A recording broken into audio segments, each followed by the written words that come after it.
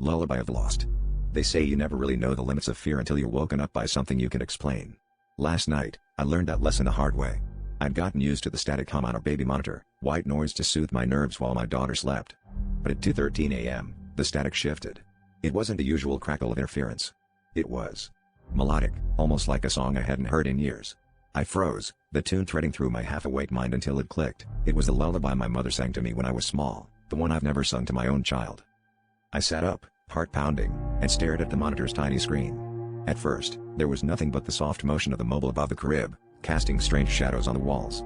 Then, beneath the lullaby, I heard a woman's voice, gentle, loving, but unmistakably wrong. She sang the words exactly as my mother had, with a tenderness that made my skin crawl. My daughter's soft breathing had vanished. All I could hear was the voice and the creak of wood. Panic jolted me out of bed. I raced down the hall, expecting to find my daughter curled up in her crib, maybe disturbed by a bad dream. Instead, I found the nursery cold and empty. The crib was rocking slowly, as if someone had just set it in motion. The stuffed bear she slept with was on the floor, and the window was open a crack, letting in the chill night air.